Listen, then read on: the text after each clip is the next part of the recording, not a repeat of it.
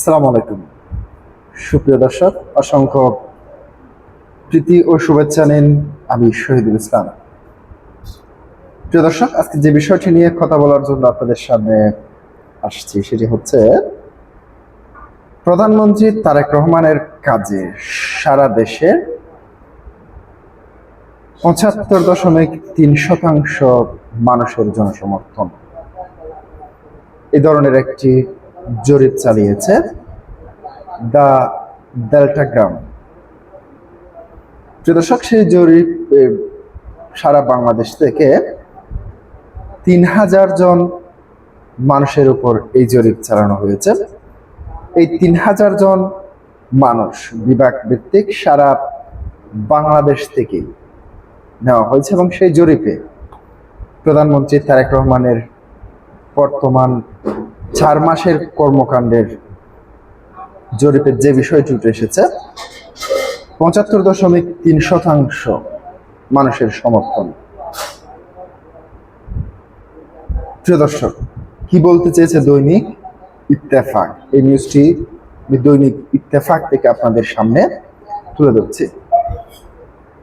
ক্ষমতা গ্রহণের ৪ মাসের মাথায় প্রধানমন্ত্রী তারেক রহমানের কাজের প্রতি ৩/৪ বেশি মানুষের সন্তুষ্ট বলে উল্লেখ করেছে উল্টে এসেছে গবেষণা প্রতিষ্ঠান দ্য ডেল্টাগ্রাম পরিচালিত নতুন এক জাতীয় জনমত জরিপে। ডেল্টাগ্রামের জরিপে দেখা গেছে প্রধানমন্ত্রী তারেক রহমানের দায়িত্ব পালনের ধরনকে সমর্থন করেছে দেশের ৭৫.৩% মানুষ। অন্যদিকে ১৭.৫% উত্তরদাতা তার কর্মকাণ্ডের অসন্তোষ প্রকাশ করেছে। ৫% উত্তরদাতা তার কর্মকাণ্ডের অসন্তোষ প্রকাশ করেছে। তার ৭.২% এ বিষয়ে কোনো মন্তব্য করেননি। ডেল্টাগ্রাম জানান, গত ১২ থেকে ১৪ জুন পর্যন্ত সারা দেশে ৩,০০০ প্রাপ্তবয়স্ক মানুষের উপর জরিপটি পরিচালিত হয়।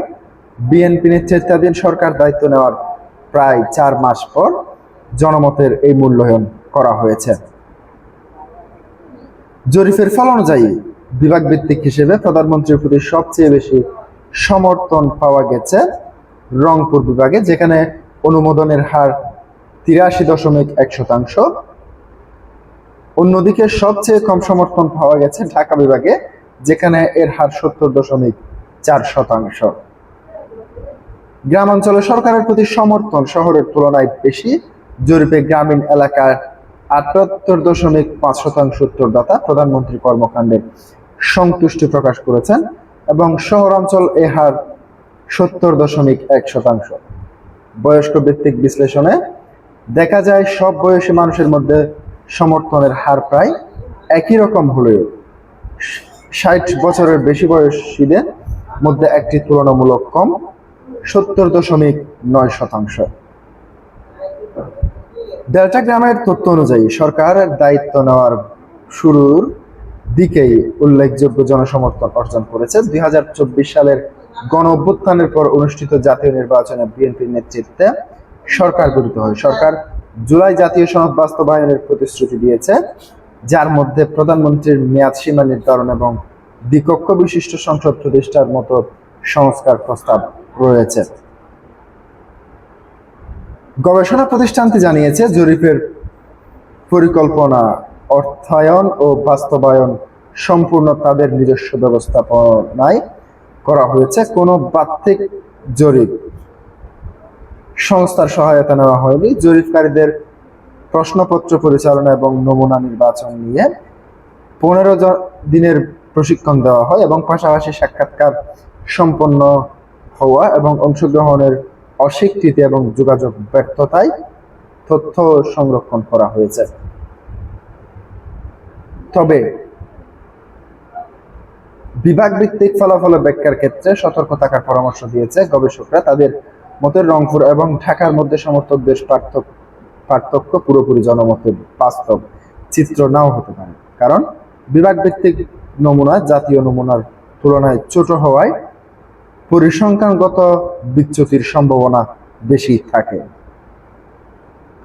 জরিপে ৭০% সাক্ষাৎকারে সরাসরি 30% মোবাইল ফোনের মাধ্যমে নেওয়া হয়েছে। সরাসরি সাক্ষাৎকারে প্রধানমন্ত্রীর প্রতি সমর্থনের হার ছিল 75.8%, যার ফোনে নেওয়া সাক্ষাৎকারে ছিল প্রায় 78.1%। গবেষকদের মতে এর পার্থক্য পরিসংখ্যানগতভাবে তাৎপর্যপূর্ণ নয়। ডেল্টাগ্রাম জানায় 2 ধাপের স্তরভিত্তিক সম্ভাব্যতার নমুনা এবং পদ্ধতি। দেশের 8 বিভাগের 150টি প্রাথমিক নমুনা এলাকা থেকে প্রতিটিতে 20টি করে সাক্ষাৎকার নেওয়া হয়। মোট উত্তরদাতার সংখ্যা ছিল 3000 এবং সাড়া দেওয়ার হার ছিল 75.7%। অর্থাৎ সেই 3000 থেকে যদি 75.7% যদি সাড়া দেয়, সেখানে ধরতে গেলে প্রায় 2000 কিংবা 2122 মতো মানুষ হবে। তাদের কাছ থেকে নেওয়া এই জরিপ 2000 জন কিংবা 2500 জন করতে পারেন। তাদের কাছ থেকে নেওয়া এই জরিপ কতটুকু গ্রহণযোগ্যতা হবে সে বিষয়টি নিয়ে বিভিন্ন মহলে প্রশ্ন থাকতে পারে। প্রিয় দর্শক, আপনি কি মনে করেন প্রধানমন্ত্রী তারেক রহমানের জনপ্রিয়তা কতটুকু বেড়েছে, কতটুকু কমেছে? আপনারা কমেন্ট বক্সে লিখে অবশ্যই জানাতে পারেন। আজকে পর্যন্তই। আসসালামু আলাইকুম ওয়া রাহমাতুল্লাহ।